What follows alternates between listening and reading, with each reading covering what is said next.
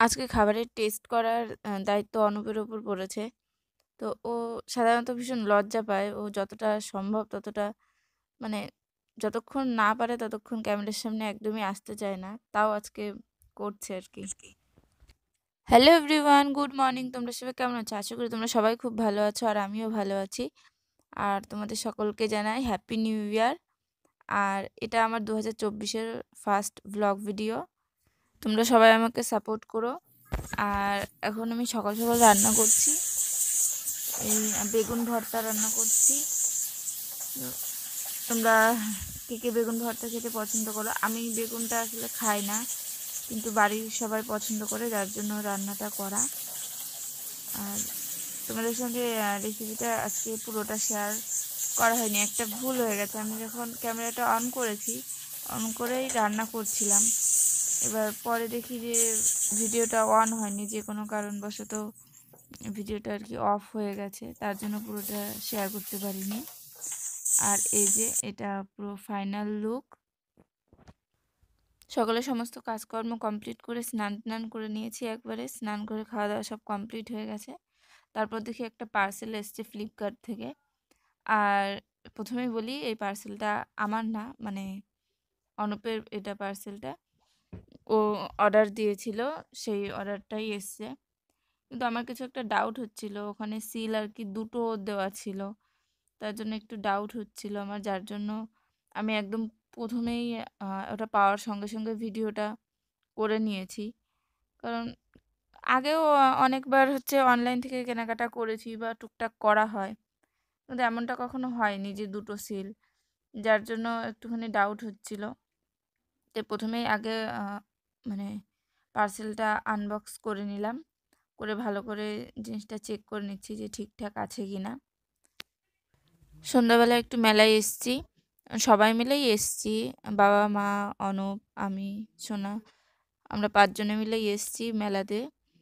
এটা হচ্ছে আমাদের চারটাতেই মেলাটা হচ্ছে। এটা আগে মিলনবীথির মেলা ছিল নাম, এবার চাত্রা লোক উৎসব নাম হয়েছে এই বছর দেখলাম। মানে লোক উৎসব না, সরি, লোক সংস্কৃতি মেলা, এরকম কিছুই ছিল।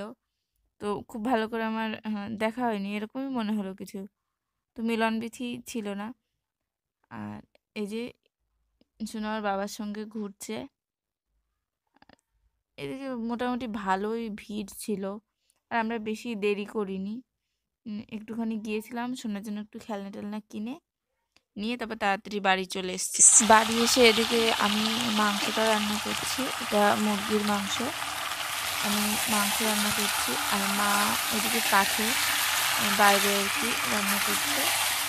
তো আজকে একটুখানি অন্যরকম কিছু হবে। সাধারণত আমরা স্বাদ পিঠে বা স্বাদের পিঠে যেটাই বলি না কেন, ওটা দুধে ভিজিয়ে আমরা খাই, কিন্তু আমরা ওইভাবেও খাই, আবার মাংস দিয়েও খাই। তো তোমাদের সঙ্গে আজকে ভাবলাম একটু অন্যরকম রেসিপি, তো তোমাদের সঙ্গে শেয়ার করি, তাই শেয়ার করছি। আর মা পিঠে পুলি এগুলো বেশ ভালোই বানায়, কিন্তু আজকে বুঝতে পারছি না যে কেমন হবে।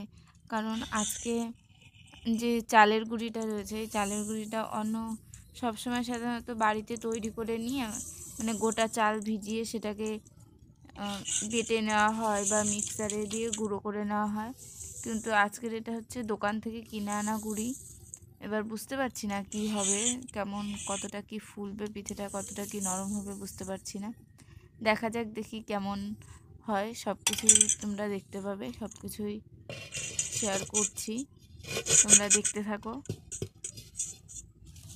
এদিকে পিঠেটা কিন্তু প্রায় হয়েই গেছে। এই যে মা এই যে ঢাকনা খুলছে, না মানে ফোলেনি খুব বেশি, একদম যে খারাপও ফুলেছে তা না, মানে সামান্য সামান্য ফুলেছে। আর পিঠেটা এমনি নরম হয়েছে, বেশ এই যে ঝাঁঝরা ঝাঁঝরাও হয়েছে, পিঠেটা নরমও হয়েছে, কিন্তু ফোলেনি বেশি, এটাই একটু হয়েছে। যতই হোক বাড়িতে তৈরি করা একদম গুঁড়ো আর মেশিনে তৈরি করা গুঁড়ো, দুটোর মধ্যে পার্থক্য তো থাকবেই। তবে একদম খারাপ হয়নি। আর পরে একদিন তোমাদের সঙ্গে শেয়ার করব, মানে একদম বাড়িতে তৈরি করা গুঁড়ো দিয়ে কেমন মানে হয় পিঠেগুলো। মানে মা বেশ সুন্দর পিঠে করে। সাধারণত সবাই পিঠে করে, কিন্তু মা বেশ ভালো করে। আমার বেশ ভালো লাগে। মা এই যে পিঠেগুলো করে এত সুন্দর ফোলে, এত সুন্দর মানে নরম হয়। পিঠেগুলো খুব ভালো লাগে।